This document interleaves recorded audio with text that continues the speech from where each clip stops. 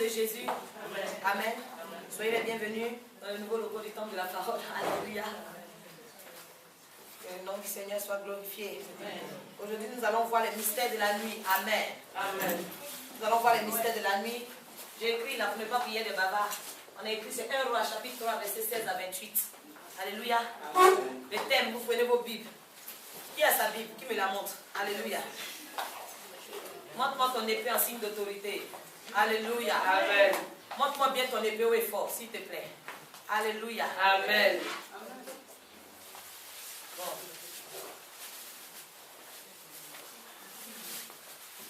Venez avec vos Bibles à l'église, s'il vous plaît. Alléluia. Amen. 1 Roi, chapitre 3, verset 16 à 28.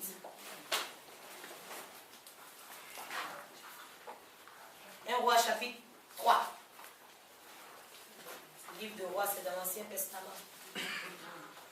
Dans le Nouveau Testament, le roi de gloire, c'est Jésus. Amen. Amen. Alors à l'agneau. Amen. 1 Roi, chapitre 3. Je lis la parole de Dieu. Alors, 2 femmes prostituées vinrent chez le roi et se présentèrent devant lui. L'une des femmes dit, « Pardon, mon Seigneur, moi et cette femme, nous demeurions dans la même maison et je suis accouchée près d'elle, dans la maison. 3 jours après, cette femme est aussi accouchée. Nous habitons ensemble, aucun étranger n'était avec nous dans la maison. Il n'y avait que nous deux. Le fils de cette femme est mort pendant la nuit parce qu'elle s'était couchée sur lui. Elle s'est levée au milieu de la nuit, elle a pris mon fils à mes côtés tandis que ta servante dormait et elle l'a couché dans son sein. Et son fils qui était mort, elle l'a couché dans mon sein. Le matin, je me suis levée pour allaiter mon fils. Et voici, il était mort. Je l'ai regardé attentivement. Alléluia. Amen. Dis que j'ai regardé attentivement. Dis, j'ai regardé ma situation attentivement. Alléluia. Celui qui regarde sa situation attentivement, c'est quelqu'un qui connaît déjà sa situation. Amen. Amen. Ça ne sert à rien de regarder attentivement. Si tu regardes attentivement, c'est que tu veux voir s'il y a un défaut ou pas. Alléluia. Amen. Pour voir s'il y a un défaut, il faut que tu saches comment la situation est d'abord. Amen. Amen. Cette femme a regardé attentivement parce qu'elle avait déjà en mémoire le visage de son fils. Parce que si tu ne connais pas quelque chose, même si tu regardes attentivement, ça ne va rien te dire. Alléluia. Amen. Dis, je regarde attentivement ma situation. Alléluia. Amen. Le matin, voici, ce n'était pas mon fils que j'avais enfanté. L'autre femme dit, au contraire, c'est mon fils qui est vivant. Et c'est ton fils qui est mort. Mais la première répliqua, nullement c'est ton fils qui est mort et c'est mon fils qui est vivant. Alléluia. C'est ainsi qu'elle parlait devant le roi. Alors le roi dit à l'une, l'une dit, c'est mon fils qui est vivant, c'est ton fils qui est mort. Et l'autre dit, nullement, c'est ton fils qui est mort et c'est mon fils qui est vivant. Puis il ajouta, apportez-moi une épée. Alléluia. Amen. On apportait une épée devant le roi et le roi dit, coupez en deux l'enfant qui vit et donnez-en la moitié à l'une et à l'autre la moitié. Alors la femme dont le fils était vivant sentit ses entrailles s'émouvoir pour son fils. Et elle dit au roi, ah mon Seigneur, donne-lui l'enfant qui vit et ne le faites point mourir. Mais l'autre dit, il ne sera ni à toi ni à moi. Coupez-le. Et le roi prenant la parole dit, donnez à la première l'enfant qui vit et ne lui faites point mourir. Ne le faites point mourir. C'est elle qui est sa mère. Alléluia. Tu vas dire ce matin, c'est moi qui suis la mère. C'est moi qui suis la mère. Alléluia. C'est moi qui suis propriétaire de ces bénédictions. C'est moi qui suis propriétaire de ces bénédictions. Tout Israël a pris le jugement que le roi avait prononcé. On vit que la sagesse de Dieu était en lui pour le diriger dans ses jugements. Amen. Amen. Alors cette parole nous parle de quoi? La Bible nous parle de 2 femmes prostituées. On donne leur identité. Amen. Amen. C'est des personnes au moins qui ont une identité. Nous avons vu durant tout un mois l'identité du chrétien. Elles au moins on connaît leur identité d'étaient des prostituées. Est-ce que toi tu connais ton identité? Amen. Amen. Voilà 2 femmes qui avaient une identité commune et qui avaient fait quelque chose aussi de commun. Alléluia. Ce qu'elles avaient en commun, c'est que les 2 avaient dormi. Amen. Amen. Maintenant, il y en a une qui a mal dormi et il y en a une qui a trop dormi. Alléluia. Amen. Celle qui a mal dormi en dormant s'est couchée sur son bébé. Et elle s'est rendue compte dans la nuit qu'elle avait tué le bébé. Puisqu'elle a vu qu'il y avait une qui dormait profondément à côté d'elle. Elle a échangé les bébés. Alléluia. Et le matin, quand cette dernière s'est réveillée, Elle voulait allaiter son enfant. Elle a constaté que l'enfant, lorsqu'elle a regardé attentivement, elle a vu que ce n'était pas son enfant. Elle s'est dit que quelque chose s'est passé. Alléluia. Beaucoup de chrétiens se lèvent le matin, ils regardent la situation, ils savent que quelque chose s'est passé, mais ils ne réalisent même pas qu'effectivement quelque chose s'est passé. On soulève la situation et on continue notre chemin avec. Alléluia. Amen. Tout ce que Dieu fait est bon, ce que Dieu est bon pour toi, c'est que tu prospères à tous égards, que tu sois en bonne santé. Amen. Amen. Ce que Dieu fait pour toi qui est bon, depuis la création qu'il a dit dans ta vie, c'est que tu sois fécond, tu multiplies, tu assujettis et tu domines. Alléluia. Donc à partir du moment où tu ne te retrouves plus dans ces critères, s'il te plaît, commence à prendre un sac et la cendre, tu mets sur toi, tu commences à te répartir. Alléluia. Amen. Voilà que cette femme a regardé attentivement et dit, cet enfant ne m'appartient pas. Elle va s'approcher du roi Salomon en ce moment. Elle va commencer par dire pardon. Elle va lui exposer la situation. Le roi, comme il avait vraiment une sagesse, il fallait qu'il puisse départager ses femmes. Emmenez-moi une épée. On va couper l'enfant en deux. Comme c'est le problème, c'est l'enfant qui est le problème. Tu dis c'est ton enfant, elle aussi dit c'est son enfant. On le divise en deux, tu prends une partie. Et voilà que celle qui était insensée dedans dit très bien. Coupons-le.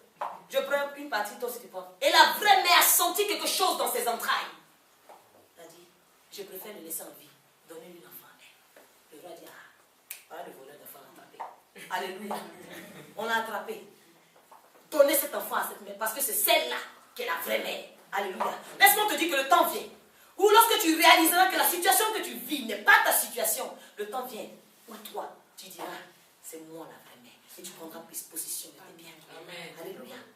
Aujourd'hui, lorsque je lis ce passage, je me demande, est-ce que c'est dormir qui est le problème? Parce que c'était le sommeil qui était réellement le problème de ces deux personnes. Il y en a une qui a dormi et qui a mal dormi, qui n'a pas été vigilante, et il y en a une qui a trop dormi. Ça me fait penser aussi à la parabole de 10 vierges. Alléluia. La Bible nous parle de 10 vierges. Et c'est après qu'on essaie de les dissocier. Il y en avait une qui était folle, il y en avait 5 qui étaient folles, et il y en avait 5 autres qui étaient sages. Alléluia. Alors, qu'est-ce qu'elles ont en commun? Ces deux prostituées, aujourd'hui, ces deux prostituées peuvent représenter deux chrétiens. Alléluia. Amen. Deux chrétiens. Il y a un chrétien qui est conscient des dangers dans la vie spirituelle, dans sa marche avec Christ. Et il y en a un autre qui n'est pas conscient, qui dort. Alléluia. Amen. Qui dort même, qui dort sur ses grâces, qui dort sur ses bénédictions. Alléluia. Amen. Et qu'est-ce qu'il cherche après? L'autre en train de prospérer à côté de lui. La jalousie naît. Il ne fallait pas dormir sur tes grâces. Alléluia. Amen. Aujourd'hui, est-ce que le Seigneur nous demande de rester en éveil? Parce que c'est bien beau de dire, veillez et priez, car vous ne savez pas le moment. Est-ce que ça signifie que je ne dois plus dormir? Comme j'ai pour habitude de dire, ton corps est là, il faut que tu entretiennes ton corps. Même tu dois faire attention à ce que tu manges. Alléluia. Amen. Parce qu'en ce moment, c'est ton corps qui gère un peu l'esprit. Alléluia, c'est ton corps qui gère l'âme. Amen. Amen.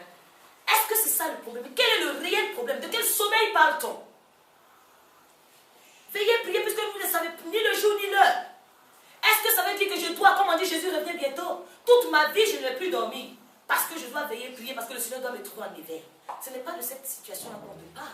Parce que lorsque vous lisez la parabole même des 10 vierges, les 10 ont dormi en même temps. Alléluia. Et la Bible déclare qu'en plein milieu de la nuit, on a crié, voici l'époux qui arrive. Elles se sont réveillées aussi en même temps. Dis Amen. Amen. Donc ça veut dire que ce n'est pas le sommeil qui est le problème. Si le sommeil était un problème, aucune d'entre elles n'allait pouvoir aller à la rencontre de l'époux. De quel sommeil parle-t-on? Alléluia. Amen. Est-ce que vous connaissez ça? Oui. La Bible dit qu'il y en avait 5 parmi elles, les sages, qui avaient gardé de l'huile dans leur lampe. Donc ça fait qu'elles ont dormi avec une petite réserve d'huile. Lorsque toi aussi tu dors, il faut que ton esprit soit en éveil. Alléluia. On te demande, on te parle d'un esprit en éveil. On ne te dit pas qu'il faut que ton corps se fatigue, ton corps doit se reposer. Parce que si tu maltraites ton corps, le temps viendra où le corps va te demander des comptes. Alléluia. En ce moment, tu as beau prier le Saint-Esprit, il n'y aura rien. Parce que tu as eu le temps vraiment d'entretenir ton corps. Et tu n'as pas entretenu ce corps. Amen. Il y a des puissants hommes de Dieu qui respectent même ce qu'ils mettent dans leur ventre. Qui ne mangent pas tout et n'importe quoi. Il faut attention. Donc il faut attention à leur dire oui, pouvoir être élevé davantage. Amen. Amen. La Bible dit aussi une chose, ne dormons point comme les autres, mais veillons, soyons sobres. Je vais simplement demander à Dieu et à un peuple ce matin, les autres dorment comment? Amen. Amen. Nous tous on dort sur le même lit, mais la Bible te dit de ne pas dormir comme les autres. Dans 1 Thessaloniciens chapitre 5 verset 6, ne dormons point comme les autres. Aujourd'hui je vais dire Seigneur, mais les autres ils dorment comment? Les autres ils dorment comme l'une des prostituées là. Alléluia. Amen. Elle dort, elle ne fait pas attention à ce qui est autour d'elle. Elle dort, elle n'est pas vigilante. totalement, au point de tuer maintenant sa grâce, au point de dormir sur sa grâce. Nous voyons par ce passage que le Seigneur nous a déjà tout donné. Et lorsque nous ne voyons pas les choses se matérialiser, tout dépend de lui-même. Alléluia. Amen. Je vais simplement dire à quelqu'un, change ta position et tu verras la gloire de Dieu. Amen. Amen. Amen. Être sobre, c'est quoi? Par définition, sobre, c'est quelqu'un qui mange et qui boit avec modération. Alléluia. Amen. C'est pour cette raison, souvent, vous savez, quand vous dormez trop, vous mangez beaucoup avant de dormir, vous faites beaucoup de rêves. Et même pour expliquer, c'est tout un problème. Mais j'ai rêvé à ça, mais tu te souviens de rien. Tu étais tellement lourd que tu n'as même pas, ton esprit n'a même pas pu s'élever. Alléluia. Donc, s'il vous plaît, mangez un peu like de ça, je ne vais pas la Alléluia. Quelqu'un qui est sobre, c'est une personne qui est dépouillée, qui est sans excès. Amen. Amen. Quelqu'un qui est dépouillé, c'est quoi? Qui est dépouillé de tout ce qui va l'empêcher de monter vers le trône. Qui est dépouillé de tout ce qui va l'empêcher de vraiment être léger devant le Seigneur. Aujourd'hui, toi, ce que tu sais, si Jésus vient aujourd'hui, j'ai déjà expliqué cette histoire de la bande, de cette dame. Pour ceux qui n'étaient pas là, je la reprends. Cette dame qui avait pour habitude de voler les bandes dans les hôpitaux. C'était son dada. Elle volait les bandes, elle arrive, elle faisait rien avec, mais il fallait qu'elle vole. Alors elle a volé les bandes et un jour c'était l'enlèvement. Puisque c'était une pieuse, elle avait la crainte de Dieu. Mais il y avait ce petit péché là qui était quelque part. Elle n'a pas eu le temps de se dépouiller. Mais laissez-moi vous dire que lorsque Jésus est arrivé, elle était enlevée. Mais à un moment donné, elle ne pouvait plus arriver en haut. Les gens en bas ils criaient, ouh! On regarde les bandes qu'elle avait volées, elle a arrêté son pied. Alléluia. Les bandes l'avaient attachée en bas ici. Elle ne pouvait plus aller parce qu'elle ne s'est pas dépouillée. C'est pour ça qu'on vous fait comprendre qu'il n'y a pas de petit péché. Alléluia. Si même tu as accroché un petit truc, c'est ce qui va te retenir ici. Lorsqu'il y aura l'enlèvement. Amen. C'était une petite parenthèse. Quelqu'un qui est sobre, c'est une personne qui est mesurée. C'est une personne, comme on dit dans le dictionnaire, qui est peu ornée. Nous voyons que la Bible nous dit de prendre soin de la parure intérieure et non de la parure extérieure. La parure extérieure consiste à mettre des bijoux et tout ce que nous voulons. Mais aujourd'hui, le Seigneur a besoin de la même façon ton extérieur est orné, il faut que ton intérieur soit orné de cette même façon. Amen. Alléluia. Parce que je dis toujours, l'apparence attire, mais c'est l'intérieur qui retient. Amen. Alléluia. Amen. Ton apparence va attirer les gens vers toi, mais lorsqu'ils viendront s'asseoir à côté de toi, tout de suite, on saura qui tu es. Et il y aura vraiment quelque chose qui nous pousse. Mais que nous soyons vraiment des personnes qui prenons soin de notre parure intérieure. Aujourd'hui, je ne veux pas dire à quelqu'un de ne plus jamais dormir, mais je veux dire qu'en dormant, fais attention à garder de l'huile dans ta lampe. Parce que l'époux peut arriver à n'importe quelle heure. Et s'il arrive quelle que soit l'heure, même si tu es endormi, que c'est dans la nuit, il faut que tu puisses quand même te lever afin d'aller à sa rencontre. Alléluia. Amen. Vous savez, ce n'est pas bon pour quelqu'un de dormir n'étant pas sobre. Parce que le Seigneur peut venir à n'importe quel moment. Aujourd'hui, on se dit, oh, pendant que je suis vraiment conscient, pendant la journée, je fais tout ce qu'il y a à faire. Et je peux dormir comme ça. On dort avec la colère, on dort avec la rancune. Si le Seigneur vient à ce moment, tu n'es pas sobre. Il ne trouve pas ton cœur dépouillé de ce qui ne le glorifie pas. Ça va être dangereux. Alléluia, mon frère, tu ris beaucoup. Mais la foi fait rire parce que quelque chose se produit. Amen. Alléluia. Gloire à Dieu. Au moins, ça ne te fait pas dormir, ça te fait rire. Gloire à Jésus. Ça veut dire que c'est intéressant. Amen. Amen. Vous savez, lorsque tu es dans la journée et tu poses des actes, dis-toi que tout ce que tu es en train de poser comme acte, il faut que tu en mettes aussi en réserve lorsque tu ne seras plus en éveil. Alléluia. Ça veut dire que si tu as l'habitude de faire du bien, fais 2 fois, parce qu'il y a le bien du soir aussi quand tu seras en train de dormir. Parce que la Bible déclare qu'on ne travaille pas la nuit. Amen. Nous allons voir ça dans la suite. Pourquoi je parle des mystères de la nuit? Parce que j'ai compris que même les mystiques, ils comprennent les mystères de la nuit, mais les chrétiens n'ont pas encore réalisé que dans la nuit, il y a beaucoup de choses qui se passent. Que dans la nuit, il y a beaucoup de combats. Alléluia. Mais nous, dans la nuit, c'est dans la nuit qu'on trouve maintenant pour avoir tous les vices qui puissent exister sur la terre. C'est parce qu'on n'a pas encore réalisé que dans la nuit, quand vous allez, on va continuer le message, vous allez comprendre un peu les choses qui se produisent dans la nuit. Je vous dis que même on vous a demandé de ne pas rester en éveil forcément, mais laisser l'esprit en éveil, mais vous allez refuser même de dormir. Alléluia. Amen. Voilà, on revient sur les femmes prostituées. Alléluia. Aujourd'hui, je veux dire simplement à quelqu'un que tu n'es pas une prostituée, tu es un fils de Dieu. Dis Amen. Amen. Je veux dire à quelqu'un que tu as une identité, ton identité c'est lumière et tu n'es pas compatible avec les ténèbres. Dis Amen. Amen. Alléluia. C'est pour cette raison que comme tu es lumière, fais attention à ton entourage. Alléluia. Parce que la lumière ne cohabite pas avec les ténèbres. Amen. Si tu ne fais pas attention à ton entourage, c'est ton entourage même qui va te faire quelque chose et tu verras.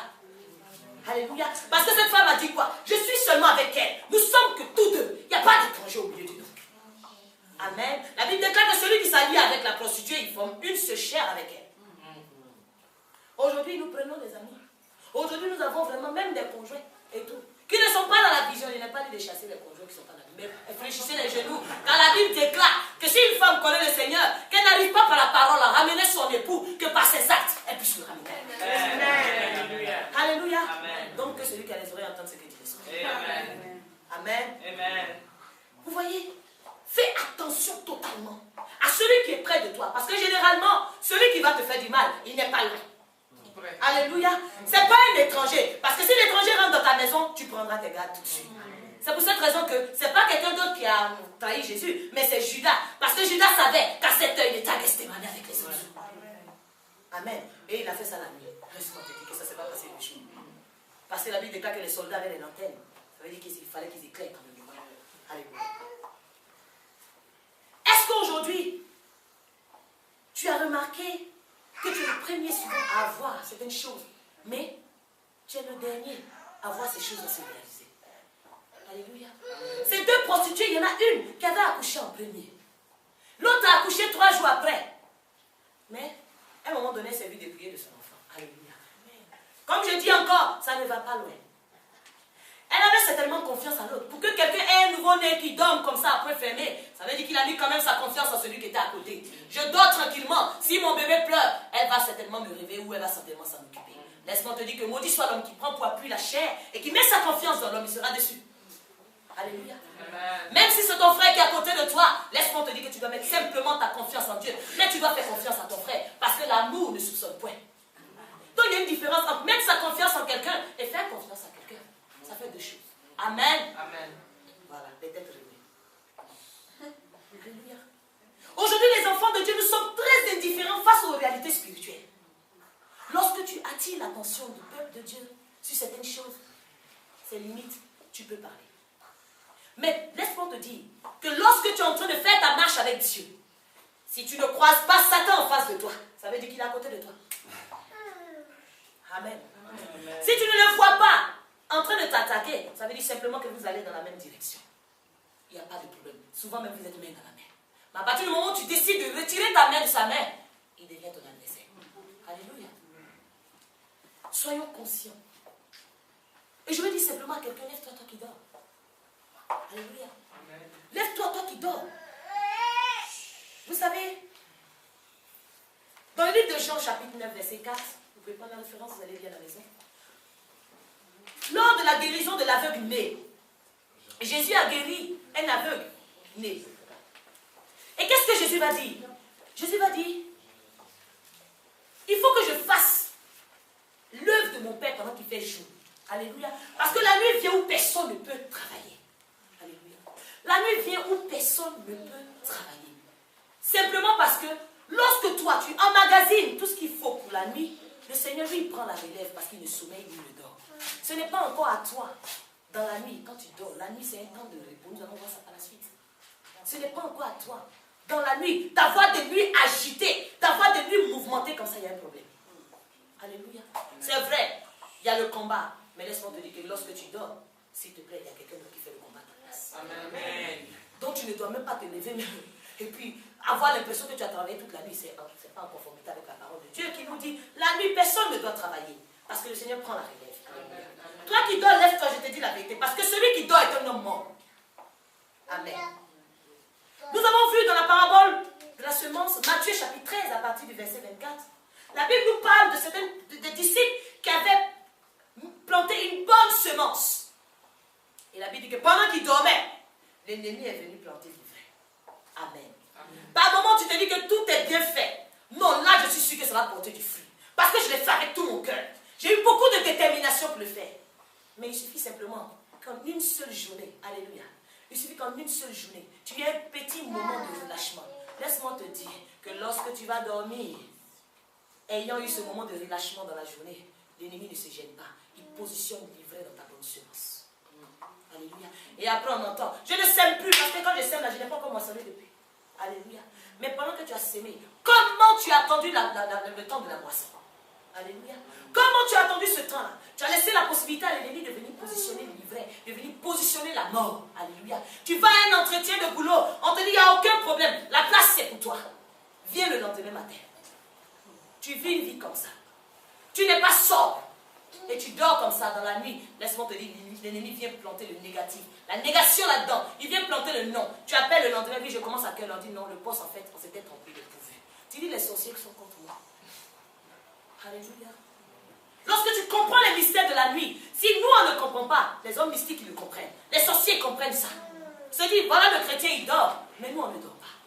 Je dis toujours, lorsque tu cours, aie l'impression dans ta marche chrétienne qu'il y a un lion qui est en train de te poursuivre. Comme le frère Abou dit, c'est un lion sans dents. Mais il a des griffes.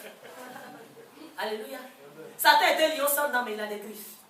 À partir du moment où tu trébuches un peu, à partir du moment où tu t'arrêtes un peu d'assoupissement, un peu s'arrêter pour croiser les mains, il vient t'atteindre. Il arrive à ton niveau. Amen. La Bible nous parle de quelqu'un qui s'appelle Eutychus. Amen. Vous savez aujourd'hui, comme je disais avec la sœur Noé, la plupart des personnes qui rétrogradent, c'est les personnes qui ont connu le Seigneur depuis longtemps. Est-ce que vous avez fait ce constat? Des personnes qui étaient dans le Seigneur il y a des années, aujourd'hui tu les croises et te disent, oh, on n'est plus dans cette histoire de Dieu. Mais qu'est-ce qui s'est passé? Vous savez, la Bible nous parle dans le livre des Actes des Apôtres, chapitre 20, à partir du verset 7. Actes des Apôtres, chapitre 20, verset 7. La Bible nous parle d'un jeune homme qui s'appelait Eutychus. La Bible dit que l'apôtre Paul avait fait un discours, et son discours avait tellement mis du temps, il a bavardé jusqu'à minuit. Amen. Amen. Et Eutychus était assis au bord de la fenêtre. Ça veut dire quoi? Ça veut dire qu'il avait un peu les regards dehors, un peu les regards à l'intérieur pour écouter ce qu'on disait.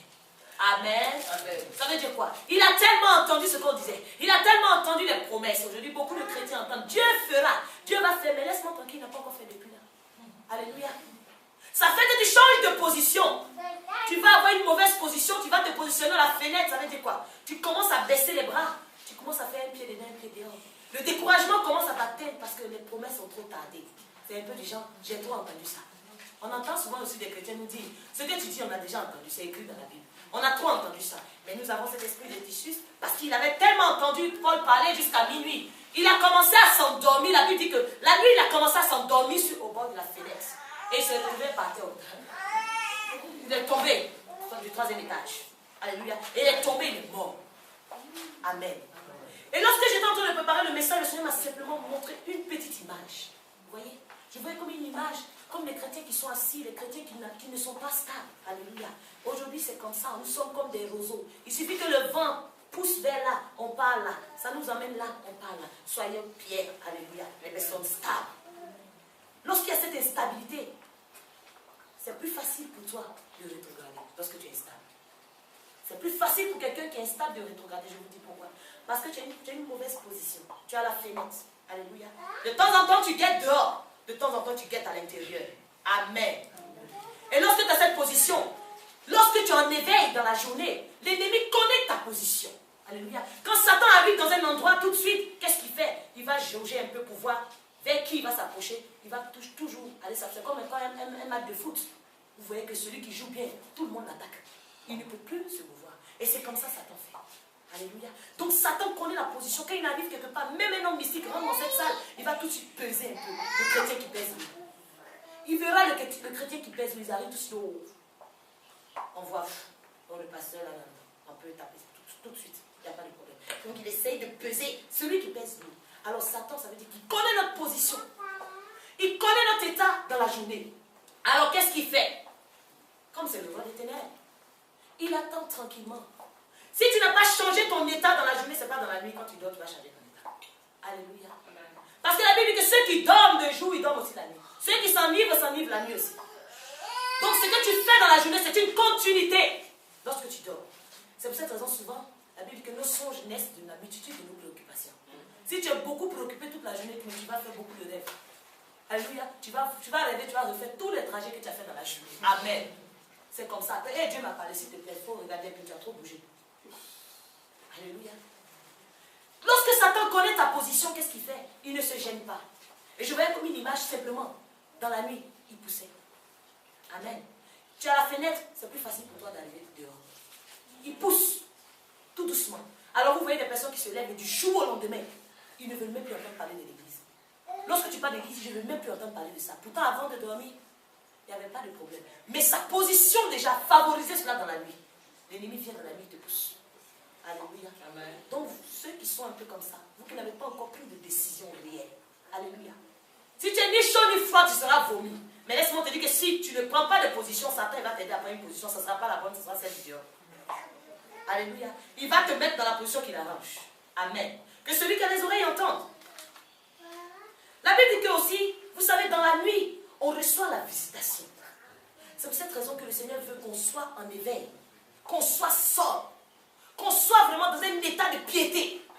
Vous voyez, une personne qui prie toute la journée ou une personne qui lit beaucoup la Bible, le soir, elle n'a pas les mêmes songes que quelqu'un qui a fait. Ou qui s'est promené à Château Rouge toute la journée.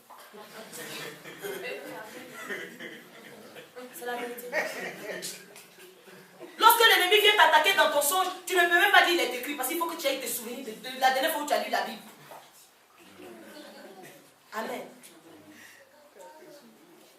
Vous savez, on a vu une fois ici, vous recevez la visitation. Pourquoi est-ce que je dis que vous recevez la visitation? Vous savez, Jésus est rentré, il a vu l'aveugle de Bethsaïda.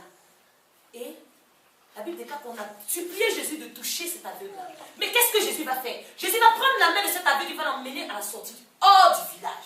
Ça veut dire quoi? Je voyais une image comme ça où souvent tu peux arriver en assemblée. Même les serviteurs de Dieu vont t'imposer les mains. Ils vont prier le Seigneur de faire quelque chose pour toi. Tu peux ne pas avoir ton miracle tout de suite. Mais le Seigneur, tranquillement, quand tu sors, il prend ta main, il te fait sortir de l'assemblée. Il va te visiter sur ta couche. Amen. Dans quel état est-ce que tu es? Est-ce que l'état dans lequel tu te trouves même, dans la journée, ça peut permettre au Seigneur, la nuit, de venir te visiter? Que chacun essaye de s'interroger. Alléluia. Lorsque nous voyons aussi la Bible nous parle aussi de Pierre, qui avait été emprisonné. Il dormait au milieu de 16 soldats. 4 escouades de 4 soldats. Et la Bible déclare que l'ange est venu le frapper au côté. Mais, vous savez, c'est difficile pour quelqu'un qui a endormi profondément, réellement, de se lever tout d'un coup. Avant de te lever, il faut que tu commences à réfléchir pour voir où tu es. Commence à te tirer d'abord. Pendant ce temps-là, j'ai déjà parti. Amen. Mais la Bible déclare que Pierre s'est levé promptement et les chaînes sont tombées de ses mains. Amen. Alléluia. Laisse-moi te dire que dans la nuit, tu reçois la visitation, le Seigneur vient rompre les chaînes. Amen. Mais c'est pour cette raison qu'on nous demande d'être vraiment disposés. Parce que ce que tu n'as pas pu expérimenter dans le jour, le Seigneur, il va te permettre d'expérimenter ça dans la nuit. Alléluia. Tu ne sais pas à quel moment le Seigneur va te visiter. Donc il faut que tu sois prêt le matin comme le soir. Alléluia. Dans la nuit, tu reçois la délivrance. Amen. Nous disons toujours que la délivrance est un processus. Ce n'est pas parce que quelqu'un va venir aujourd'hui, ils vont t'imposer les mains, oui, esprit, sors, va. Même le Seigneur l'a dit. Ce genre d'espèce ne part que par le jeûne et par la prière. Nous avons vu déjà dans la tente de la consolation. C'est quoi le jeûne? Nous avons déjà vu. C'est quoi le jeûne? On ne te dit pas oui, de ne pas manger tous les jours. Mais c'est une façon de dire de garder ton âme pure, de garder ton cœur pur. Que lorsqu'il y aura la visitation, que tu puisses aussi être visité. Alléluia. Amen. Que tu puisses aussi être visité. La Bible nous dit que lorsque Paul et Silas, ils étaient emprisonnés, quelque chose s'est produit lorsqu'ils ont commencé à adorer leur Dieu, lorsqu'ils ont commencé à prier, lorsqu'ils ont commencé à louer Dieu. Quelque chose s'est produit dans la vie de Paul et Silas. Mais j'aime beaucoup ce passage qui me dit que la terre, il y a eu un tremblement de terre. Alléluia. Lorsqu'ils ont commencé à adorer dans la nuit, ils se sont levés, ils ont commencé à adorer dans la nuit, il y a eu un tremblement de terre et les fondements de la prison se sont ébranlés. Alléluia. Laisse-moi te dire qu'il y a quelque chose qu'on appelle la délivrance des fondements. C'est vrai. Il y a la délivrance que nous faisons tout le temps, tout le temps, tout le temps. Mais, je vais vous expliquer un truc très simple. Vous imaginez un arbre. On vient, on coupe le tronc. Tout de suite, vous n'allez pas avoir de feuilles. Mais au bout de plusieurs années, les feuilles vont être là. Parce que la racine est là. Alléluia. C'est pour cette raison que beaucoup de personnes passent par la délivrance et ils sont obligés de repasser et de repasser par la délivrance. Simplement parce qu'on n'a pas déraciné. Alléluia. Tant qu'on le dérace, c'est pour cette raison que vous allez voir que, mais à un moment donné, je suis passé par la délivrance, je ne manifestais plus tel esprit, mais maintenant je ne comprends pas. C'est encore là. C'est ce qu'on appelle la délivrance des fondements. Alléluia. Et la Bible déclare que dans la nuit, le Seigneur vient opérer cette délivrance dans la vie des enfants de Dieu. Alléluia. Amen. Le Seigneur vient opérer la délivrance des fondements dans la vie des enfants de Dieu. Nous avons vu un jour, on a demandé à la terre, si tu avais enregistré quelque part que j'étais une femme privée d'enfants, aujourd'hui au nom de Jésus, je te frappe d'amnésie. Amen. Certainement ta terre de naissance a enregistré que tu ne dois pas réussir. Ta terre de naissance, le jour où tu es né, certainement, au lieu de la joie, c'était des larmes. Et ta terre de naissance qui a des oreilles a enregistré que tu n'étais pas le bienvenu. Alléluia. Donc aujourd'hui, ce qu'elle a enregistré est en train de courir en ta défaveur. Tu passes par la délivrance, on te délivre, on fait tout, mais rien. Mais le Seigneur te dit, lorsque tu gardes ton état sors, dans la nuit, il vient opérer le miracle. Dans la nuit, lui-même, il se lève et il se tient sur ta terre de naissance. Il fait trembler cette terre, afin que cette terre-là te rende tout ce qu'elle a pu. Il va lui-même par son sang effacer tout ce que cette terre-là a dans sa mémoire, pour que tu sois totalement libéré. Amen. Il a ébranlé les fondements de la prison. Je ne sais pas dans quel genre de prison tu es, mais laisse-moi te dire, je crois en la puissance de ce Dieu-là, qui est capable de te visiter, afin de t'apporter la délivrance totale, de te faire sortir de la cage dans laquelle ils t'ont mis. Je le crois fermement. Si tu as l'impression que on a prié, rien ne s'est passé, et que jusqu'à présent tu ne vois pas les choses, laisse-moi te dire de regarder ta position dans la nuit. Parce que Dieu est venu à plusieurs reprises pour te visiter, pour achever ce qu'il a commencé dans ta vie. Et il n'a pas pu, parce qu'il ne t'a pas trouvé dans l'état qu'il s'attendait. Alléluia. La terre doit être ébranlée en ce jour. Je vous dis la vérité, lorsque vous allez mettre vraiment tous ces commandements en pratique, vous-même vous allez sentir quelque chose. Beaucoup d'entre nous, on a enterré les cordons ombilicaux. Quand on est né, on a enterré les cordons ombilicaux dans un endroit. Et aujourd'hui, on coupe tout lien de cordon ombilical. Mais aujourd'hui, ton cordon ombilical est lié avec la terre de ta naissance. Il faut que ce cordon ombilical remonte à la surface et que tu sois libéré. Alléluia. Dans la nuit, il y a des combats invisibles. Alléluia. Vous savez, beaucoup de personnes aujourd'hui ont utilisé le zèle. C'est très dangereux. On ne demande pas de ne pas être zélé. Mais faisons attention au zèle. Vous savez, beaucoup d'hommes de Dieu aujourd'hui ont reçu la puissance du Saint-Esprit. Ils imposent les mains aux malades. Les malades sont guéris. Ils touchent ici, les démons sortent. Les démons même disent leur nom, ils s'en vont. Alléluia. Mais les démons disent leur nom. Comment tu t'appelles? Je m'appelle les gens. Ils disent leur nom. Oh, moi, j'ai dit que même les démons ont une identité. Vraiment, les chrétiens font petit. J'ai dit, même les démons savent ce qu'ils veulent.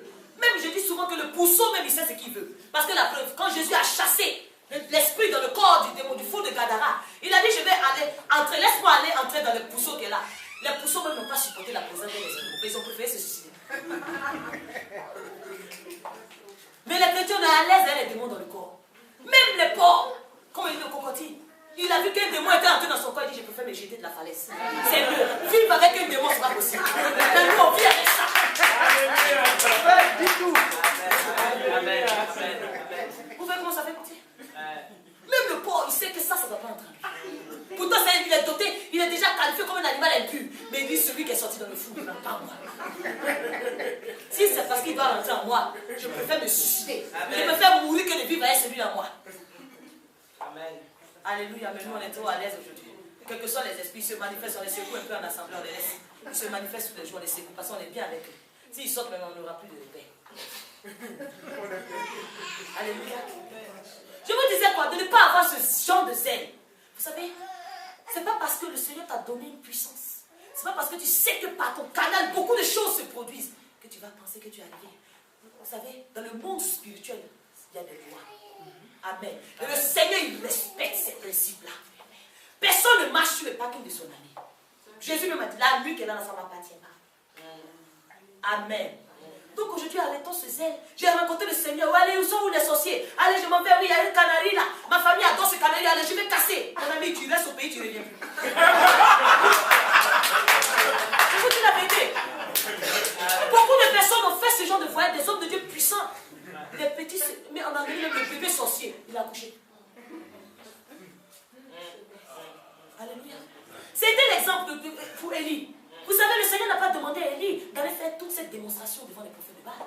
Le Seigneur a simplement demandé à Élie dans le livre de 1 Roi chapitre 18, va dire à Akab qu'il va pleuvoir. Il n'a qu'à atteler son cheval. Il monte aujourd'hui, je vais vous montrer. Qu'après 3 ans et demi, la pluie peut tomber. Mais Élie, dans son zèle, qu'est-ce qu'il a fait? Il est arrivé. Il a rebâti l'autel du Seigneur. Il a tué tous les prophètes de Baal. Jézabel dit, c'est celui-là. Si juste le lendemain, à la même heure, si je ne lui ai pas fait ce qu'il a fait au prophète, c'est pas bon. Élie est obligé de fuir. Pour aller se coucher plus qu'aujourd'hui, il veut mourir. La mort, la came, j'en peux plus. Donc les chrétiens, c'est ce qu'on fait. Dieu ne nous envoie pas, on prend le zèle à main, puis après on est découragé, on veut se tuer.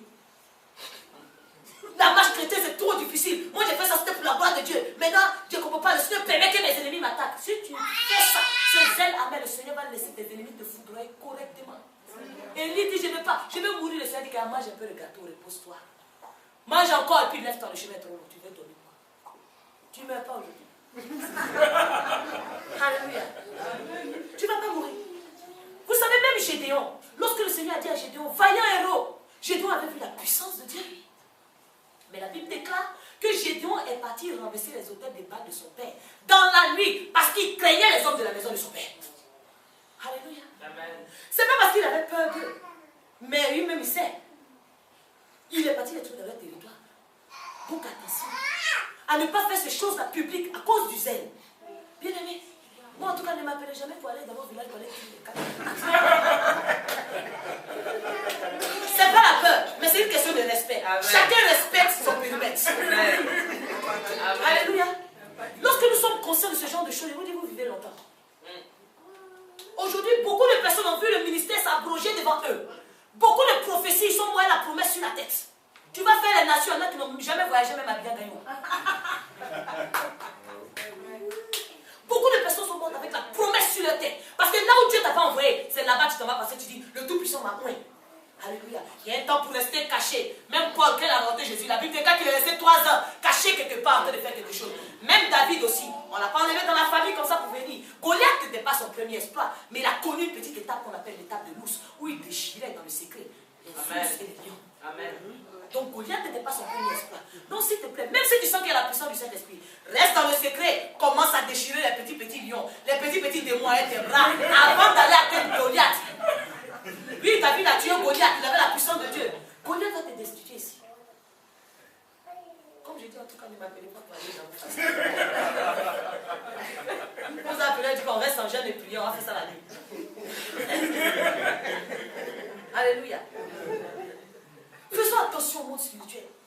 Vous voyez, souvent si on prie, souvent on fait la délivrance. Oui, aujourd'hui je paralyse, tout homme fort, il le neutralise. C'est vrai, c'est des rénonciations. Mais l'homme fort, même, toi, tu penses que tu peux t'arrêter. On dit, voilà, tel homme qui est là.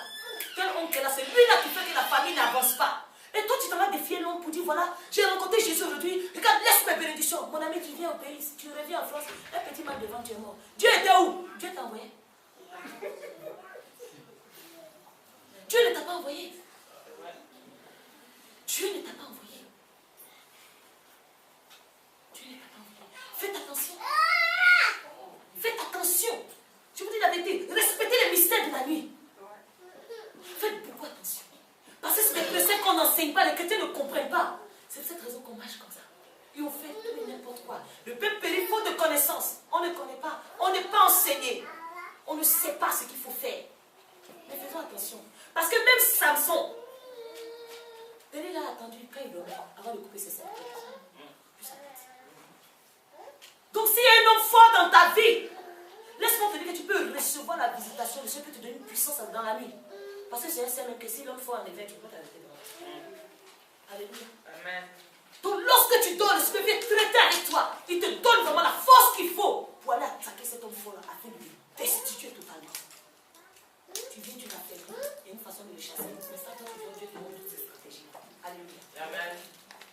Dans la nuit, Dieu se révèle à nous sur nos couches. Amen. La Bible dit que Dieu parle tantôt d'une façon, tantôt d'une autre, mais personne n'est pas égal. Il n'y a pas une personne, la personne la plus polie, c'est le Saint-Esprit. Jamais tu vas t'adresser au Saint-Esprit, il ne va pas te répondre. Alléluia. Mais il te répond à sa façon. Maintenant, c'est à toi de comprendre sa façon. Alléluia. Dieu te répond à sa manière. Mais quelqu'un ne peut pas dire si j'ai parlé à Dieu, il ne m'a pas répondu. Ça veut dire que tu n'as pas entendu. Alléluia. Amen. Ça veut dire que tu n'as pas entendu. Vous savez, dans la nuit, la femme de Pilate, la Bible déclare qu'elle a souffert toute la nuit. Elle dit à son mari, regarde, c'est Jésus que tu vois là. S'il te plaît, qui est lié entre toi et ce Jésus? Parce qu'à cause de lui, toute la nuit, Jésus. Dieu est venu lui dire quelque chose. Elle a transféré son mari tout doucement. Pour dire, mon ami, ce que tu es en train de faire là, arrête. À beaucoup d'entre nous, le Seigneur dit, là où tu es en train de partir là, stop. Mais on va après, on dit, Seigneur, si je savais, avec Dieu, il n'y a pas de conditions comme ça. À partir du moment où tu es dedans, comme j'aime dire, si tu te retrouves au milieu de l'eau, ne cherche pas qui t'a poussé. Nage pour sortir.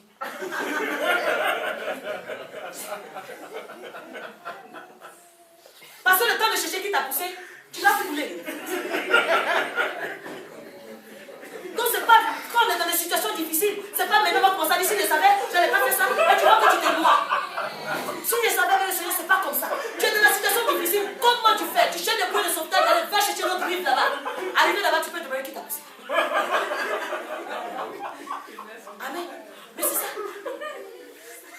il y a une histoire qui parle de ça aussi, un monsieur qui a fait un grand concours. On a dit, bon, ok, on va donner une coupe à celui qui réussit à traverser ce lac au Caïman.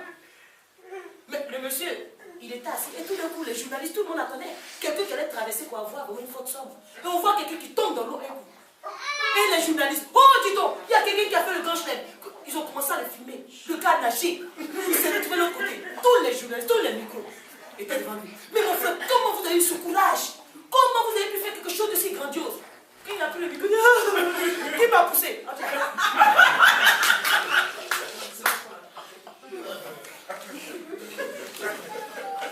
Donc vous voyez, il n'a pas cherché qui l'a poussé pendant qu'il était dans le lac. Il a attendu d'abord d'être là-bas, il est sorti avant de dire, il a commencé à pleurer, mais il n'a pas pleuré dans la situation. Arrêtez de vous lamenter, le problème est là, il faut le traiter.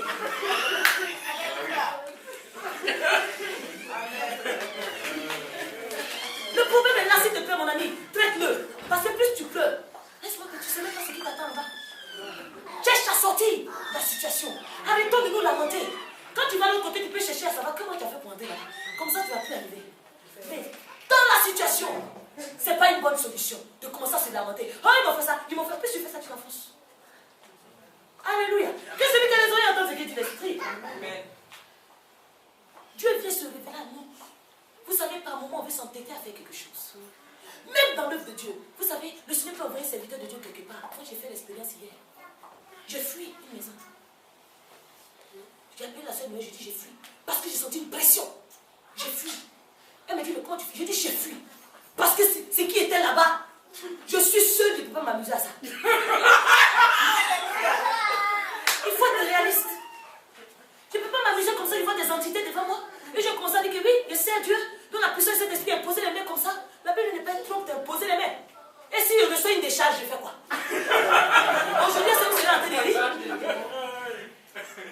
Et si je reçois une décharge, elle me dit, mais ah, mais c'est pas moi. Je dis, je préfère aller à camp sous la pluie, je fuis. Je fuis. Vous savez, par moment, il ne faut pas s'entêter.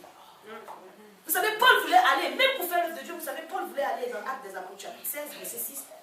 Paul voulait annoncer la parole en Asie. La Bible déclare que le Saint-Esprit l'a empêché. Pourtant, il voulait aller annoncer la parole. Le Saint-Esprit l'a empêché. Il a quitté l'Asie, il voulait maintenant aller en Bithynie. Là même, le Saint-Esprit l'a empêché même de rentrer en Bithynie. Et qu'est-ce qu'il a fait? Il a laissé, il allait se coucher. Et lorsqu'il s'est couché, il fallait qu'il entende vraiment l'orientation du Saint-Esprit. Il fallait qu'il ne s'entête plus. Et qu'il attende seulement que le Seigneur lui donne une orientation. En ce moment, il est couché, il voit un Macédonien qui arrive, il dit, c'est où nous parlons? Et il a compris que le Seigneur l'appelait en Macédoine pour aller prêcher l'évangile. Alléluia. Donc, ce n'est pas parce que même tu prêches l'évangile que par exemple Dieu peut te permettre de prêcher l'évangile. Non. Par moment, tu fais un vrai zèle là-bas, tu rentres chez toi à la maison, c'est fini, tu es mort spirituel. Pourtant, tu as la puissance du Saint-Esprit. Mais est-ce que Dieu t'a envoyé? Il faut se laisser diriger par le Seigneur. Lorsqu'on veut faire quelque chose, ne nous entêtons pas. C'est vraiment dans une situation où tu as envie de t'entêter. Laisse-moi te dire, sois sobre dans la journée. Couche-toi tranquillement, Dieu va venir se révéler à toi. Alléluia. Parce que le combat là, ce n'est pas pour toi. C'est trop compliqué pour toi, c'est trop lourd. Il ne faut pas le faire. Comme on a pour habitude de dire, la nuit porte conseil. Alléluia. Est-ce que la nuit conseille tout le monde? Amen. Est-ce que la nuit donne des bons conseils à tout le monde? Il y a des gens qui se réveillent et puis le matin, ils ont envie de tuer. C'est le conseil qu'il a eu de la nuit. Amen. David dit dans le psaume chapitre 16, dans le psaume 16, chapitre 7, que je bénis l'Éternel, mon conseiller. Parce que la nuit même, il exhorte mon cœur. Amen. La nuit même, celui qui exhorte, c'est quoi? C'est un consolateur. La nuit même, il vient essuyer mes larmes. La nuit même, il vient me permettre d'oublier ce que je n'étais pas capable même d'oublier dans le jour. Donc, lorsque tu es dans une bonne position, tu reçois cette visitation, le Seigneur vient t'apporter le réconfort dont tu as besoin. Est-ce que vous trouvez normal qu'il y a des chrétiens qui se lèvent le matin et puis ils entendent souvent d'autres dire qu'ils ont le cafard, qu'ils ne peuvent même pas, ils ne sont pas bien. Mais c'est l'ennemi qui a fait ça. Tu as dormi comment? Parce que si tu avais dormi dans une bonne position, le conseiller serait venu là pour t'exhorter, pour te consoler, pour te diriger, pour te corriger. Et c'est comme ça. Donc si tu es là, que tu as l'habitude de te réveiller et puis de mauvaise humeur, comme on dit, et je ne suis pas réveillé sur mon bon pied, quels que soient les deux pieds, tes deux pieds sont là pour faire la même chose. Donc il n'y a pas un qui est mieux que l'autre. Il n'y a pas, ça n'existe pas, je ne suis pas réveillé du bon pied, ça n'existe pas ça. Si tu t'es mal réveillé, ça dépend de toi, tu as dit que tu as mal dormi. Amen. Amen. Vous savez, faisons vraiment attention. vraiment, vraiment attention à ces choses-là. On en rit, mais c'est des mystères qui sont très forts. Les mystères de la nuit sont très forts. Vous savez, dans la nuit aussi, le Seigneur peut venir redemander ton âme. Amen. Beaucoup de personnes dorment et ne se réveillent pas. Tout le monde dit, souvent j'entends les gens dire, mais Jésus dit il revient bientôt, depuis il ne vient pas. Il a dit le jour où il est venu déjà. Celui qui va aujourd'hui, Jésus est venu aujourd'hui pour lui. Et quand personne ne sait à quel moment il va venir, parce que la Bible dit qu'il viendra comme un voleur vient dans la nuit. Alors, toi qui dors d'une façon bizarre, et si c'est le jour où Jésus a choisi la nuit à venir demander ton âme, on va où? Je ne sais pas, peut-être interroge un peu ton âme pour dire, mais nous deux, on va partir. Jésus descend cette nuit-là, tu fais comment? Comme on a pour habitude de dire, pour qu'un chrétien vraiment puisse marcher dans la crainte de Dieu, il faut qu'il te dise tous les soirs que le soir, Jésus vient me chercher. Quand c'est comme ça, même si quelqu'un marche sur ton pied, tu dis que pardon, que Dieu te bénisse. Parce que tu n'as même pas envie de pécher, parce que Jésus vient le soir. Et donc, dans ta marche chrétienne, tu es obligé de te mettre la pression. Tu es obligé de te mettre la pression pour pouvoir mieux avancer. Vous savez, la Bible nous parle du riche. Il y a un riche dans Luc chapitre 12. Il y a un riche qui raisonnait en lui-même. Son seul souci, il cherchait la place pour coller sa récolte. Il avait trop de biens. Son seul problème, quand il se lève le matin pour ça, la seule chose à laquelle il pense, comment il va faire pour ranger ce qui a fructifié, comment il va faire pour garder sa récolte, mais il faut qu'il casse un peu ses greniers. Son souci, c'était comment il va casser ses greniers pour les rendre plus grands, pour bien casser sa récolte. Mais la Bible dit, quand il a fini de faire tout ça, il dit à son âme, mon âme, tu as beaucoup de biens maintenant, tu es rassasié. Repose-toi, bois, mange maintenant, réjouis-toi. Ah, le Seigneur dit d'accord. C'est maintenant que ton âme doit se reposer. Moi, j'ai demandé ton âme ce soir. Tout ton temps, tu as passé à entretenir ici. Maintenant, le Seigneur nous demande. Il dit, si cette nuit même ton âme est redemandée là, c'est que tu as préparé, c'est pour qui? Très bien. Amen. Nous, aujourd'hui, on peut faire travailler double. Dimanche, tu travailles double. Tu vas travailler double. Le soir, tu l'as. On n'a même pas encore donné l'argent, c'est pour qui? C'est pour qui? C'est vrai. Le Seigneur ne nous dit pas oui parce qu'on est chrétien. Il ne faudrait pas qu'on laisse des biens à nos enfants. Moi, je dis souvent. Vous savez pourquoi Salomon n'a pas demandé oui, l'argent? Parce que son papa lui avait laissé les biens. Quand on dit ah, Salomon, vraiment, il était sage. C'est pas parce qu'il était sage, c'est parce qu'il n'avait pas ce besoin-là. Vous comprenez? Il a demandé la sagesse parce qu'il a regardé tout ce qui lui manquait. Il a dit j'ai tout. Attends, il a demandé la sagesse pour qu'il ait le peu. Parce que son papa avait déjà vraiment programmé ses vieux jours. Donc le Seigneur ne nous demande pas lui parce qu'on veut suivre le Seigneur de faire tous les pas comme non. Il faut assurer parce que tu veux garder de ces enfants que le Seigneur t'a donné. Et tu dois assurer l'avenir si tu n'es pas là demain. Pour ne pas qu'il soit comme on voit dehors. Mais ça ne te donne pas vraiment. C'est pas pour cette raison que tu vas mettre l'œuvre de Dieu à côté et commencer à chercher comment tu vas faire pour engraisser tes greniers, engraisser tes vaches pour avoir beaucoup de lait pour vendre. Mais laisse-moi te dire que quand tu vas finir de faire tout ça, le Seigneur te regarde, il rigole, il dit jeunesse, jeune homme, réjouis-toi dans ta jeunesse. Livre ton cœur aux joies pendant les jours de ta jeunesse. Mais sache que un jour, pour toutes ces choses, Dieu va t'appeler en jugement. Amen. Amen. Dieu va t'appeler en jugement. Je dis aujourd'hui, si ton âme te redemande aujourd'hui, peut-être qu'il y en a qui ont déjà reçu le salaire, il y en a qui n'ont pas encore reçu. Mais si ce soir tu veux, tout ce que tu as fait comme ça, c'est de qui? C'est pour qui? Ça va où? Alléluia. Amen. Ça va où? C'est bien beau, on emmagasine. Mais souvent, vous savez, on est frappé par le Seigneur. Lorsqu'on a ce genre d'attitude-là. Et même quand après tu as beaucoup et que tu donnes ton superflu au Seigneur, tu n'es pas béni. Parce que Dieu te regarde. Il n'a pas oublié ce que tu lui as fait pour emmagasiner. Alléluia. Il n'a pas oublié. Quand d'autres étaient, ils n'avaient pas beaucoup. Il donnait la priorité aux choses de Dieu. Alors là, il ne peut pas. Vraiment, je devais venir aujourd'hui, c'est vendredi, mais il ne peut pas passer. Dimanche, dans mon travail, c'est payé double. D'accord. Tu vas où, c'est payé double. Une voiture de cogne, tu fais comment? Tu fais comment? Tu vas où? Aujourd'hui, il faut qu'on puisse se poser cette question à nous-mêmes, à notre âme. Mon âme, si le Seigneur vient te redemander en ce jour, où tu iras? Je vais laisser chacun poser la question à son âme. Je veux que chacun demande à son âme, où iras-tu? Moi, mais j'ai envie de demander à mon âme, tu vas aller où? Et comme j'ai pour habitude de dire, c'est le témoignage que ta conscience rend de toi qui est vrai. Quand tu vas demander à ton âme, tu vas aller où là? La petite voix que tu vas entendre, c'est ça. Il ne faut pas écouter quelqu'un d'autre. Qu'elle va te dire en enfer. C'est ça.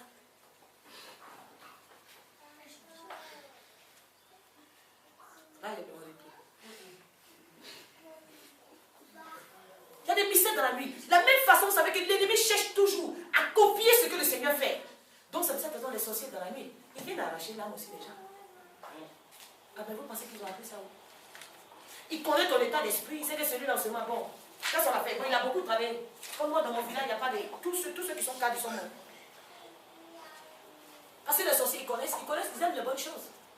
D'accord, tu es en train d'emmagasiner, tu ne sais pas que tu es en train d'attirer les regards des sorciers sur toi. Bah oui. Et le Seigneur regarde, comme je dis, il y a des principes. Tu n'as pas fait pour moi à mon tour, moi je te regarde. Tu t'es allié à eux. Maintenant, au nom de quoi je vais venir faire ce combat-là? Ceux qui m'ont suivi m'appellent Abba Père. Toi, tu m'appelles comment? Bien aimé, changeons d'attitude. Vous savez, dans la nuit, le Seigneur, il t'aide à percer le ministère. Vous comprenez? Dans la nuit, ce que tu n'as pas compris, la dernière fois, il y a une soeur qui disait, elle lit, même si elle ne comprend pas, elle lit quand même. Laisse-moi te dire, continue. Parce que ce que tu lis, lorsque tu es en éveil, quand tu dors, le Seigneur vient te révéler des choses qui sont cachées là. Parce que lorsque tu dors, c'est comme un ruminant. Il ramène ça à la surface. Amen. Il ramène tout ce que tu as lu à la surface et il sait ce que tu n'as pas compris. Et donc, par moments, souvent, tu te lèves avec certaines explications. Tu dis, mais qui m'a donné cette révélation? Mais ça, habituellement, je lis la Bible, mais je n'ai pas reçu ce réma-là. C'est pour ça que quand je ne comprends pas la nuit, je dors. Amen. J'ai voulu faire mon message jusqu'à 3h du matin, je n'ai pas pu. J'ai dormi. Je ne comprenais pas. Et je l'ai fait ce matin. Et ça vous fait rire. Amen. Amen. Vous savez, c'était le cas de comment il s'appelle de Nicodème. Vous savez, la Bible nous dit que l'onction que vous avez reçue est de l'or. Amen. Et on n'a pas besoin de vous enseigner. L'onction que vous avez reçue demeure en vous et on n'a pas besoin de vous enseigner. Parce que cette onction que vous avez en vous, elle vous enseigne déjà. Amen. C'est pour ça que quelqu'un qui est sobre, lorsque tu arrives peut-être dans une assemblée et qu'on commence à t'envoyer le message du lieu, ton esprit rejette ça. Souvent vous arrivez dans un endroit, donc le pasteur dit Alléluia, tu es fâché. Ou quand quelqu'un te parle et qu'il ment. Moi, si tu me mens tout de suite, je suis fâché, j'ai envie de te tuer. Je suis fâché. Une colère, une bouffée de chaleur comme quelqu'un qui est ménopausé. Et ça fait ça. Parce que l'onction que tu as en toi refuse. Et la Bible dit que cette onction que nous avons reçue, qui est en nous, qui est demeurante, c'est elle qui est là pour nous instruire. Donc le rôle de l'onction, le Seigneur nous dit, ce n'est pas pour te faire tomber, mais c'est pour t'instruire. Amen.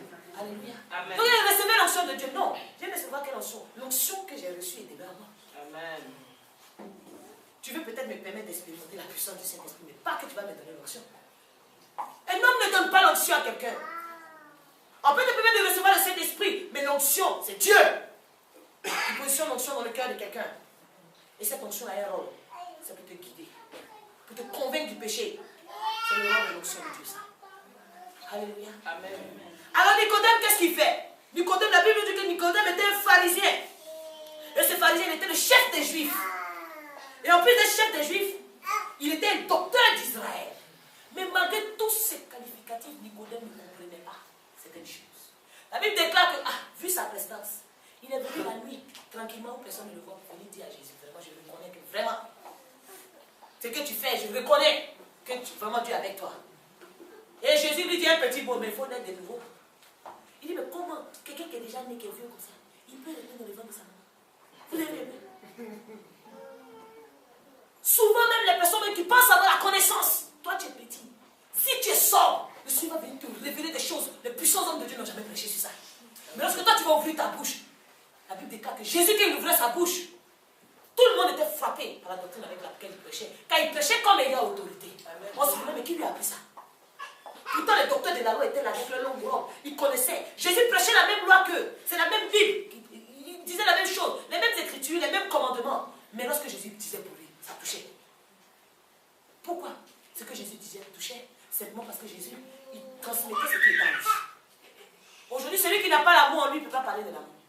Amen. Amen. Celui qui est dans la détresse, il vient s'arrêter devant vous ici, vous allez sentir la tristesse. Parce que tu ne peux que donner ce que tu as.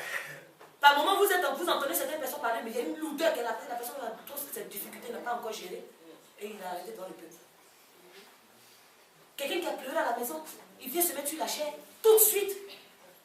On prêche, mais tu n'es pas bien. Tu as une seule envie, c'est d'attendre l'adoration pour pleurer.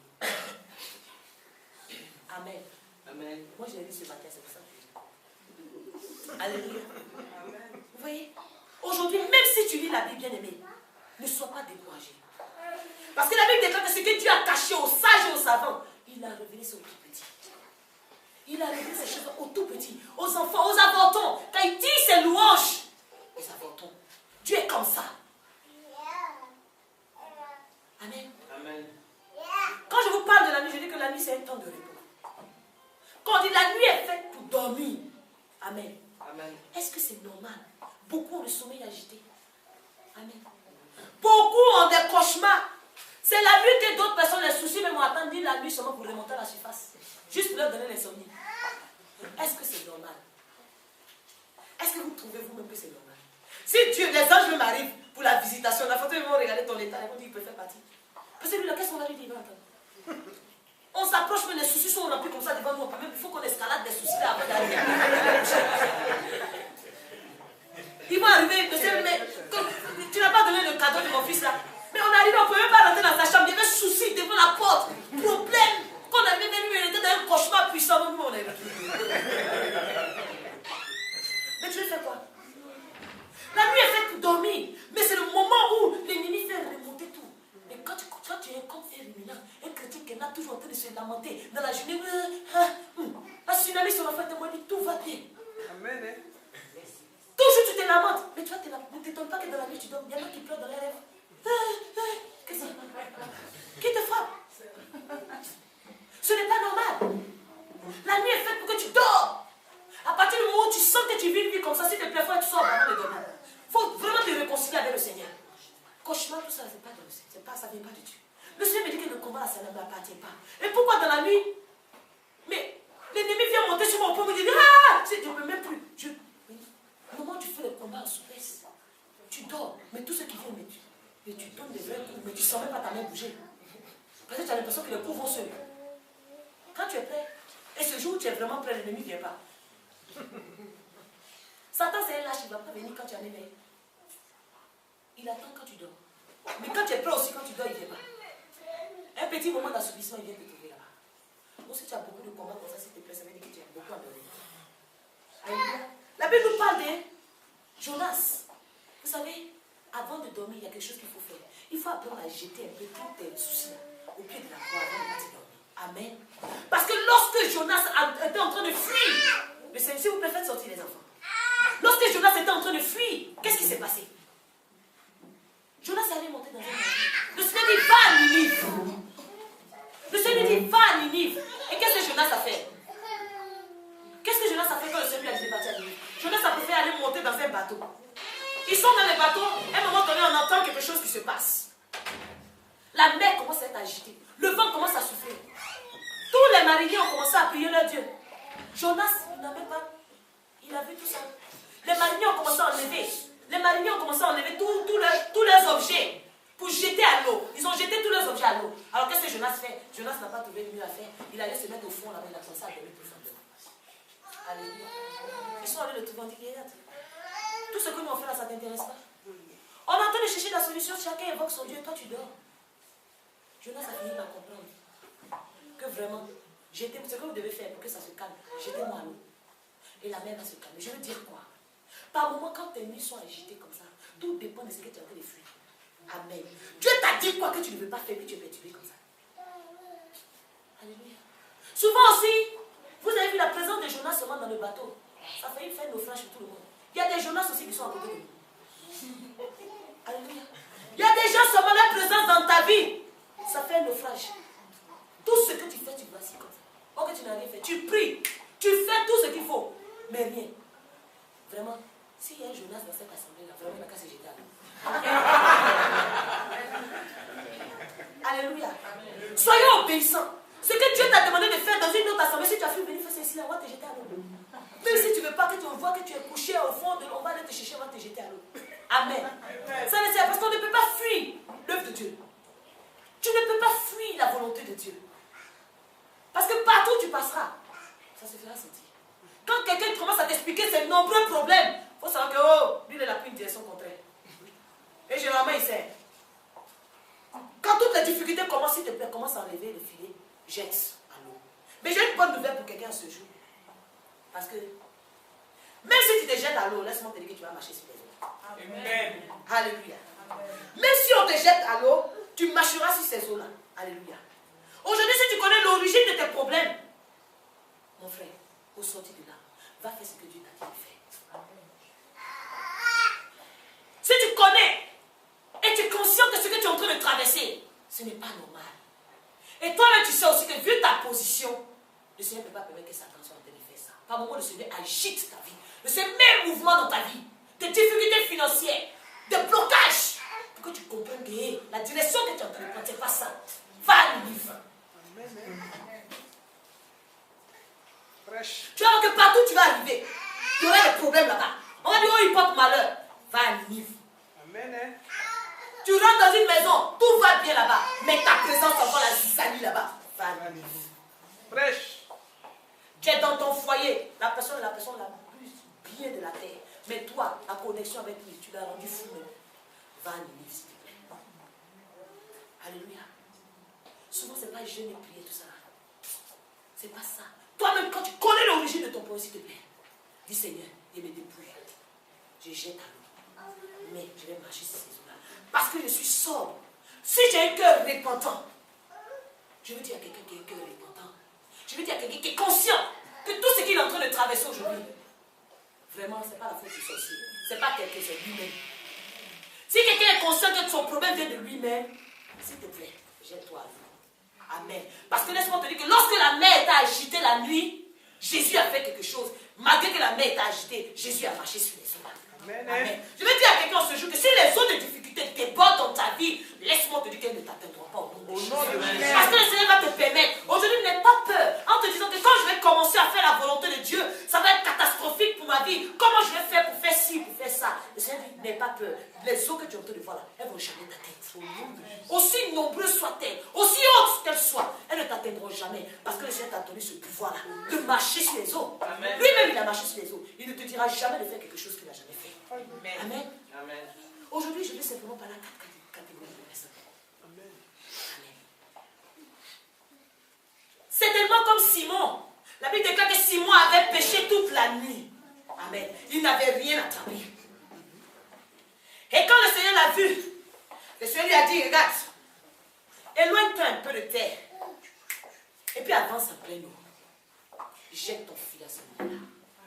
Il dit, mais j'ai péché toute la nuit, je n'ai rien eu. Je veux dire à quelqu'un, certainement, tout ce que tu fais n'est pas fructueux.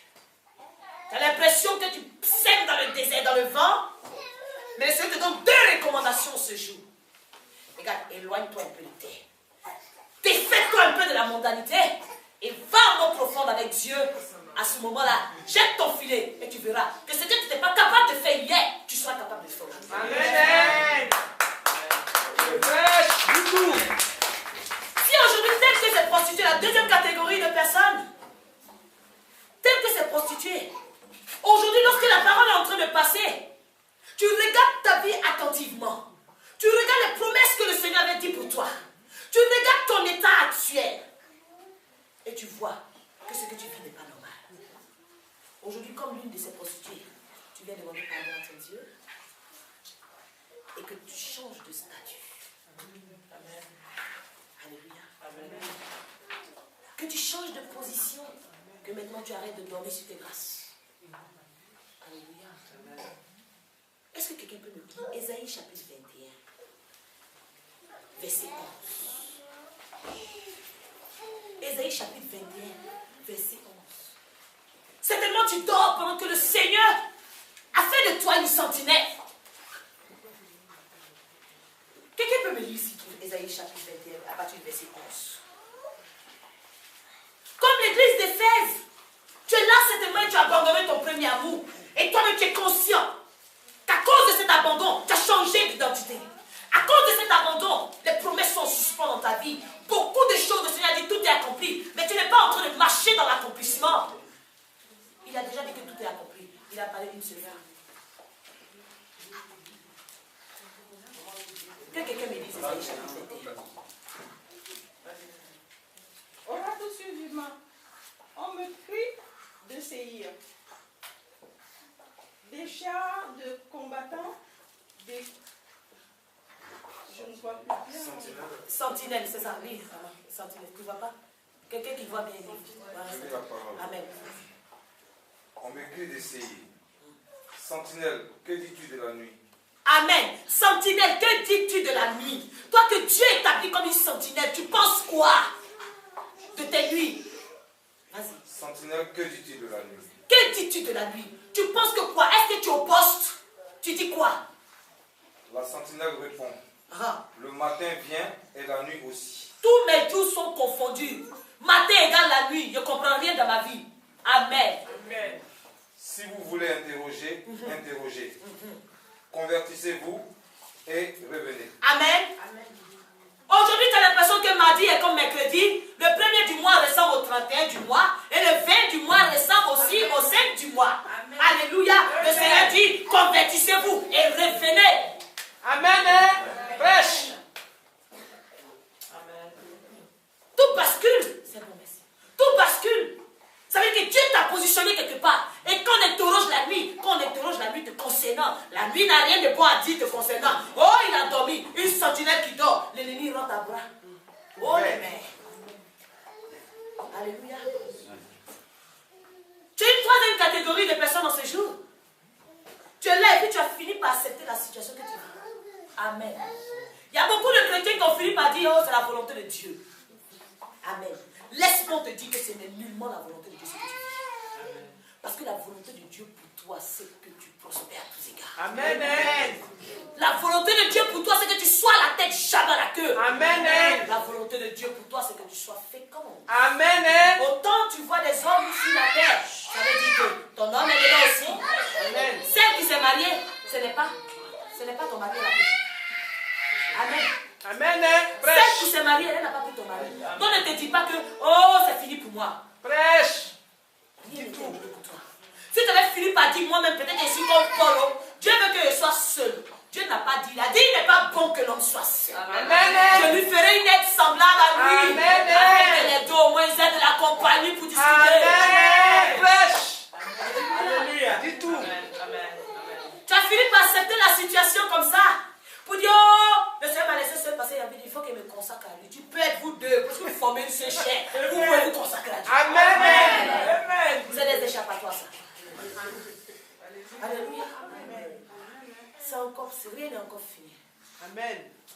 Ce que tu es en train de voir, que tu es en train de traverser, laisse-moi te dire que ça s'appelle le manteau de Joseph. Ça n'a rien à voir avec la réalité. On a amené le manteau de Joseph à Jacob. C'était le sang d'un animal qui était dessus. Jacob a cru. Mais toi, laisse-moi te dire la situation que tu vis. Ce n'est pas ta situation. C'est pour quelqu'un d'autre que l'ennemi est en train de te montrer. Parce que Dieu a prévu quelque chose. Prêche. Amen.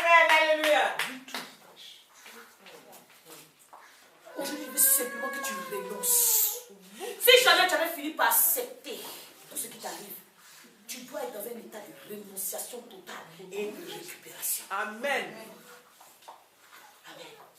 Elle pouvait dire, cette prostituée, oh, elle a pris mon enfant, je laisse. C'est que si c'est le Seigneur qui a donné, qui a repris. Dieu a donné pour que ça te fasse du bien. Dis amen. Amen. Amen. Et la bénédiction de Dieu ne se fait suivre d'aucun chagrin. Amen. Donc, ce n'est pas le Seigneur qui a donné, qui a repris. S'il te plaît, tu renonces et tu récupères ce qui t'appartient. Amen. Parce que tu dois dire, c'est moi la mère. Cette bénédiction, Satan regarde. C'est que tu as pensé longtemps que j'allais te laisser. Aujourd'hui, je te dis que c'est moi, le propriétaire. Amen. Alléluia. Amen. Même cet homme qui est parti, alléluia, il tourne en rond là-bas aussi quelque part. Il faut que tu l'appelles pour ton propriétaire t'appelle. Que tu puisses t'identifier et qu'il y ait la connaissance. Amen. Amen. Non, ton papa, tu as laissé la femme depuis. Elle n'arrive pas à se mettre avec quelqu'un. C'est toi le propriétaire.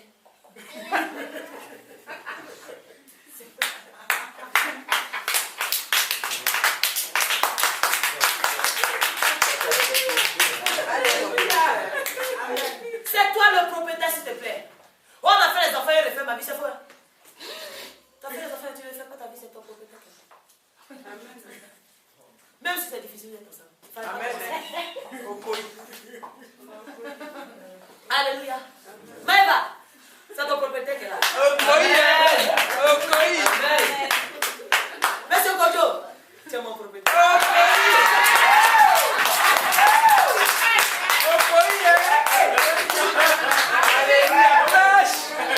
Elle va lutter. Voilà ton propriétaire.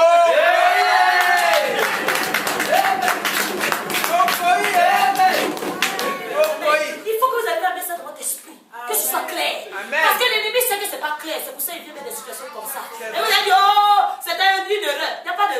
Tu as commencé, tu nages, s'il te plaît. Amen. Un Dieu ne divorce pas. Ça n'existe pas. On refuse. Mais si tu étais sur le point de penser à ça, s'il te plaît, que ta mentalité change. Amen. Que le Seigneur vienne revisiter ta mentalité là où tu es là. Parce que si tu mets dans ta tête que ça, je suis obligé de coller. Mais ce côté ne passe pas quelqu'un. Je suis là. L'ennemi n'a quand même des attitudes comme il veut, bien sûr. Oui. Amen. Amen. Prêche. Tu es une quatrième personne, c'est tellement Dieu a commencé à te restaurer. Mais tu as l'impression que tes bénédictions ne sont pas encore arrivées comme il faut. Tu sais qu'il y a quelque chose, mais ça vient au contre-but. Alléluia. Peut-être que l'ennemi, effectivement, il a pris cette épée à coups divisés. Il a donné une partie à tes ennemis. Il t'a donné une partie. Hey. Le pasteur occupé. Aujourd'hui, mes deux parties vont se couper. Au nom de Jésus. Amen. L'épée de Dieu vient ce matin pour mettre la séparation entre toi et cet ennemi-là qui détient la moitié de tes biens. Il va prendre l'épée pour couper ça, mais il faut qu'il lâche tes bénédictions définitives. Au nom de Jésus. Vous n'êtes pas fait pour vous circuler ensemble. Vous ne pouvez pas circuler ensemble. Amen. Je ne connais pas ton état ce matin. Mais je crois qu'aujourd'hui, par la puissance de la parole de Dieu, quelque chose doit se produire dans ta vie. Parce que Pierre a dit à Jésus, toute la nuit j'ai travaillé, je n'ai rien reçu. Mais sur la base de ta parole, Amen. je jette mon filet. Amen. Et la Bible Amen. déclare que le filet était tellement rempli, ils ont appelé les gens pour supporter avec eux. Amen. Amen. Cet ambiance fort se cache. Il arrive encore à venir demander. Amen. Alléluia. Les mêmes personnes qu'on dit à Batimé, hey, tu ne touches pas le maître à cette heure-là. C'est les mêmes personnes. Amen. Prends courage de mettre ta peine. Amen. Alléluia. Les mêmes personnes qui t'ont traité de mentir, alléluia, ils viendront demander chez toi. Amen. Le temps vient. Et tout se fait sur la base de la parole de Dieu. Prêche.